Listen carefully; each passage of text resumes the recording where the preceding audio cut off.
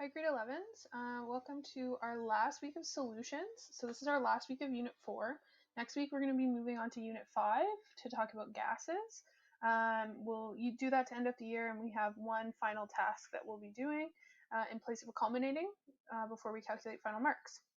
One quick thing I need to share with you. This announcement was made on May 17th. I just want to make sure you didn't miss it. Yearbook is looking for submissions. Because a lot of the activities that we usually take photos of in school, we don't have anymore, so we have some extra pages that we'd like to fill up and sort of remember some of the things that we did this year while dealing with COVID and what we're doing while we quarantine. So if you have any pictures of what you've been doing, maybe hanging out with a pet, learning a new hobby, learning a new skill, doing something fun in the kitchen, there's a link you can click right here, and you can put your name and attach a photo. They may be used for yearbook. One picture can be submitted per student, so if you're interested in doing that, you can go ahead. Today what we're going to be doing is we're going to be talking about solution stoichiometry. So how to do the stoichiometric problems that we've been doing so far in solids, but apply our understanding of solutions to come up with those answers. So we're going to be working through this worksheet today. I'm going to show you how we can use the same concepts we learned back in Unit 3 for Unit 4. And I'll go through 1 and 2 with you, and then you can go through the other ones on your own. Okay, so we're going to be working through this. So I'm going to make myself disappear so I can do the solutions for you. So we can see how we can do these types of problems. This first question here says, how many grams of silver chromate will precipitate when 150 mils of 0.5 molar aqueous silver nitrate are added to 100 mils of 0.4 molar aqueous potassium chromate? Okay, so first thing we have to do is we can see what's written in this question. Okay, so they said silver nitrate is getting mixed with potassium chromate. They've also told us in the question that these are both aqueous. So that helps us out. We don't have to predict the solubility because it's been given to us right in the question. So it's telling us silver nitrate. So silver on your periodic table is Ag. It has a charge of 1, is with nitrate, NO3, which we know has a charge of 1 as well. So AgNO3 is going to be the formula. Okay, and it's told us it's aqueous, so we know this is AQ. We're going to add to that potassium chromate. Now, chromate isn't one of the ions that you have to have memorized, so they've actually given you the formula. CrO4, 2 minus. Now, when we crisscross and left myself enough room, this 2 is going to go down here, so it's going to be K2CrO4. They've also told us in the question that this is aqueous.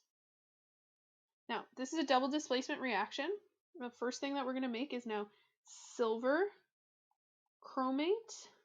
This is a 2 minus still. This is a 1 plus, so it's going to be Ag2. Again, I'm not leaving myself a lot of room here. Ag2CrO4. And that's our silver chromate. They've also told us in the question that that's going to be a precipitate. So without even looking at my solubility table, I know that's going to be a solid. Okay, and in addition to that, I'm also going to make potassium, which has a 1 plus charge, nitrate. Okay, so when I crisscross, those are going to stay the same. Okay, and if you look on our solubility table, this is the only one we weren't explicitly told in the question that is aqueous. Okay, so here's our equation. Now we just need to balance it. We're going to need a 2 here, and we're going to need a 2 here. And now otherwise we are balanced. We have 2 silver, 2 silver. We have 2 nitrate, 2 nitrate. We have 2 potassium, 2 potassium, 1 chromate, 1 chromate. Okay. So up until this point this year, we've been setting up our stoichiometric problems, saying mass, moles. Okay? And we said to go up the elevator, we needed to multiply. To go down, we need to divide. Now, this still stays true, but what we're going to actually do is we're going to add a couple floors to our building. We're going to add some underground parking here with concentration and volume. Okay, so think of those as like the 2 underground parking. Now, to cross the street, you still, oops, it's not leaving me a lot of room. You still need to be on the ground floor, which is moles. Okay, But like before, you can take the elevator up and down in the underground parking, and if you have to go up, you're going to multiply. If you have to go down, you're going to divide. All the rules are going to be the same, but we've added in some spots so we can put in information about solutions. So let's go back to our question. The first thing it says is how many grams excuse me, how many grams of silver chromate will precipitate? Okay, so what we're actually trying to figure out here is a mass of silver chromate because it's asking for grams. Okay, so we're trying to figure out our mass of our precipitate there. First thing it says is if 150 mils of 0.5 molar aqueous silver nitrate is added. So under silver nitrate, for my volume, now remember these always need to be in liters, so it's still going to be the same. We're going to put in 1.50 liters. And my concentration is given to me in the question at 0.5 moles per liter. Okay. In the question, I'm also given some information. It says, what if 100 mils of aqueous potassium chromate is added? So under potassium chromate, for my my concentration, I'm going to put in 0.4 moles per liter, and my volume is going to be 0.1 liters. Okay. Now, we're trying to get over here to mass. So, but we don't have information. The only way we can get from these buildings here over to this building is through our mole ratios. Okay, so the first thing we need to do is figure out how many moles of this we have and how many moles of this we have. So because for both of these we're going up, we know we need to multiply. Okay, which also makes sense. Concentration times volume is going to give me my number of moles. So I'm going to put in first 1.50 times 0.5 is going to give me 0.075 moles. And 0.1 times 0.4 is going to give me 0.004 moles. Now I'm going to use my mole ratios, okay, to now figure out what is my limiting reactant. Okay, no different than before. I have these two mole values. I have to figure out which one is limiting. So let's start off. I'm going to say, okay, my moles of Ag2CrO4, if I'm using AgNO3, is going to be my moles of AgNO3 times my mole ratios, like we've done all throughout the year.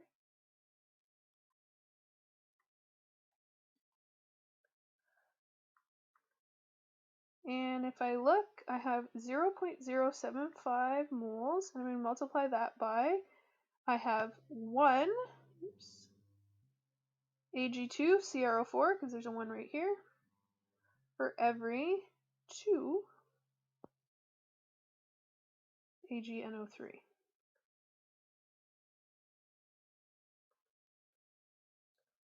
Okay, so that's going to give me, if I use up all of my silver nitrate, I'm going to produce 0.0375 moles of silver chromate. Okay, let's try another one. What if I use up all of my potassium chromate though? So I'm going to use my mole ratios again to figure out how much silver chromate that would produce. So moles of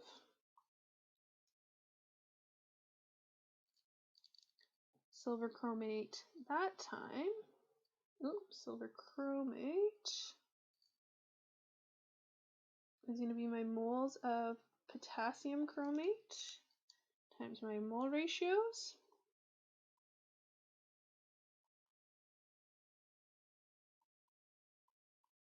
Okay, which is going to be 0.004 moles times, if I look, this is a 1 and this is a 1.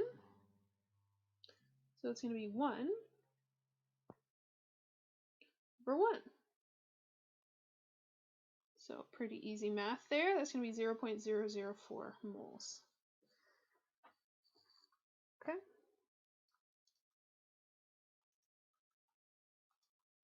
All right.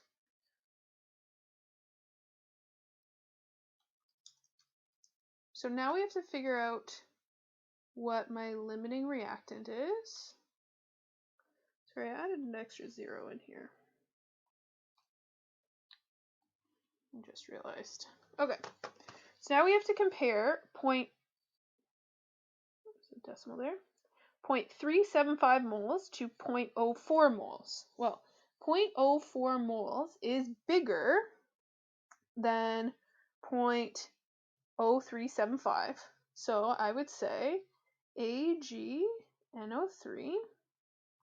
is my limiting reactant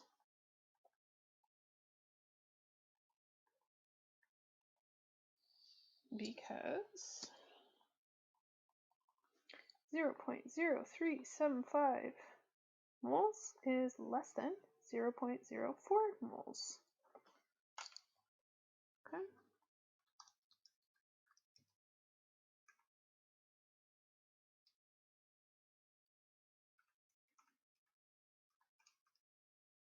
Okay. So the amount of moles that I'm actually going to produce here is going to be 0.0375 moles because it's always the smaller amount. Okay. Now, so we now have to figure out our molar mass of silver chromate. So my molar mass, it's not given to me, of Ag2CrO4 is going to be my molar mass of silver times 2 plus my molar mass of chromium plus my molar mass of oxygen times 4.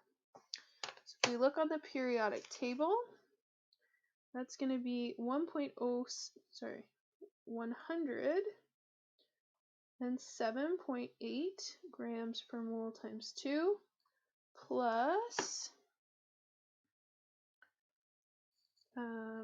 51.99 grams per mole plus 16 grams per mole times 4.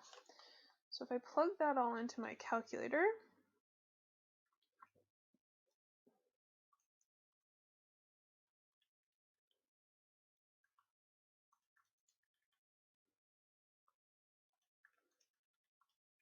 I'm going to get 331.59 grams per mole. Okay, so I'm going to put that in here, 331.59 grams per mole.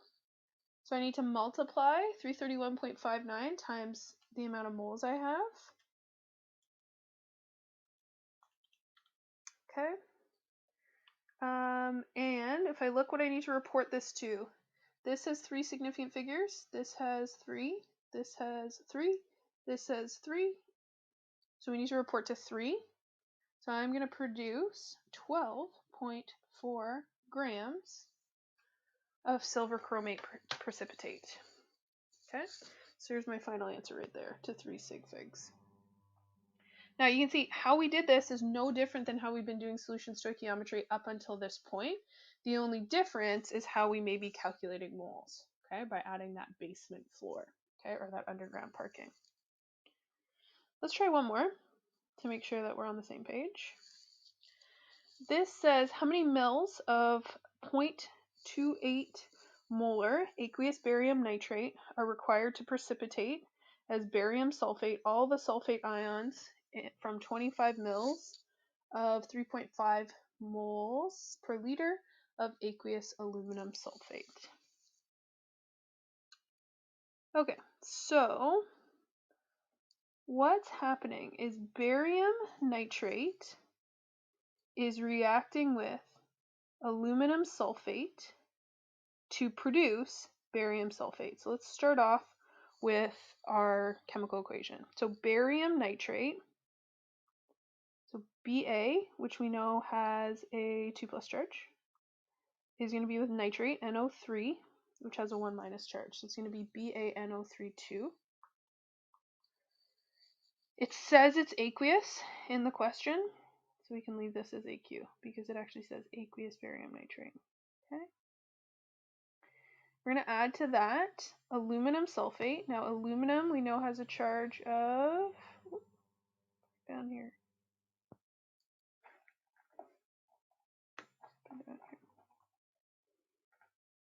Okay, aluminum, we know has a 3+ charge on the periodic table, and sulfate is SO4. We know that has a 2- charge. Okay, that's going to be a 2, that's going to be a 3. We are also told in the question that this is aqueous, so we know we don't have to look it up. This is AQ. That's going to produce, it says to precipitate as barium sulfate. So this is going to be barium, which we know has a 2+ charge, and sulfate, which we know has a 2- charge. So that's going to cancel itself out. It's also told in the question that it's precipitating as barium sulfate. So this is going to be a solid. And we're also going to produce aluminum nitrate. Aluminum has a 3+ charge. Nitrate has a 1- charge. So it's going to be AlNO3 3. This one isn't given to you, but if you look it up on the periodic on your solubility chart, it's aqueous. Okay. So you need to balance this guy. So 1 barium, 2 aluminum. So we need 2 aluminum. We have 2 nitrate, and we have 6 nitrate over here. So this is going to be a 3. And we have 3 sulfate over here and 3 barium. So this is going to be a 3. So 3, 1, 3, 2 should balance. So we'll check 3 barium, 6 nitrate, 6 nitrate, 2 aluminum, 2 aluminum, 3 sulfate, 3 sulfate. So we're balanced. So we're going to set up our stoichiometric problems. It's going to be mass, molar mass, moles, concentration, volume. Okay, so it says how many mils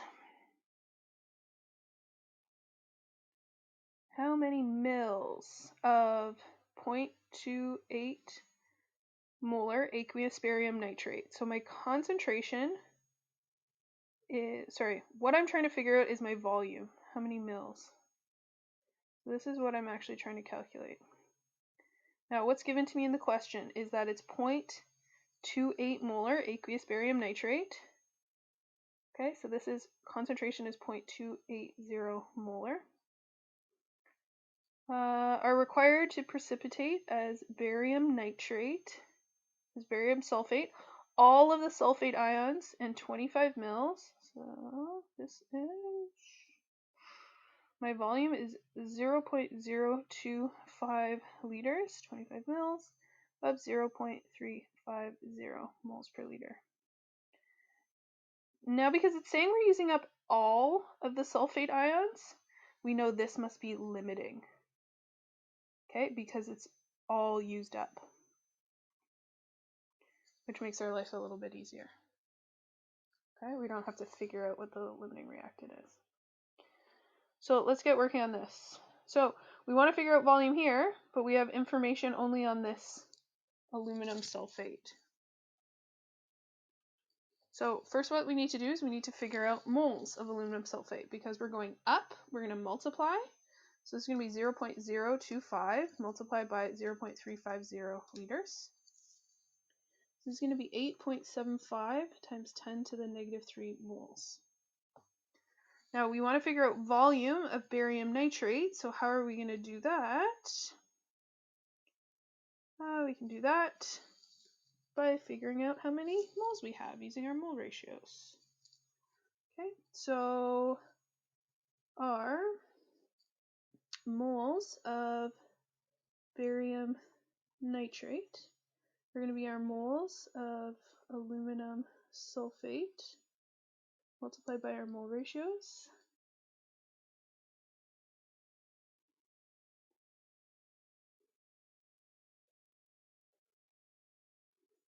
Okay, which is going to be 8.75 times 10 to the negative 3 moles times, I have 3 barium nitrate for every 1 aluminum sulfate.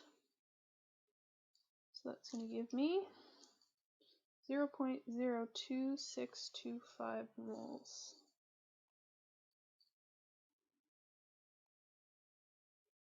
Now, because I'm going down, I need to divide. So if I take that mole value and divide it by my molarity, I'm going to get 0.09375 liters, but remember it asked me specifically in milliliters, okay? So 0.09375 liters is the same thing as 93.75 milliliters, okay? And if I look at how many sig figs I should report this to, this has 3, this has 3, this has 3. So it's going to be 93.8 milliliters. Because it asked specifically for milliliters. Same thing though as 0.0938 liters. But remember, it's just because it was asked specifically in the question for milliliters. Alright, so you have a few more questions to work through. These should help you out. I'll post this as a PDF up on Google Classroom, and you can also rewatch this video if you're having any problems with the next few questions. So hopefully everyone's staying home, staying safe, and staying healthy. Looking forward to hopefully seeing you guys soon. Bye-bye.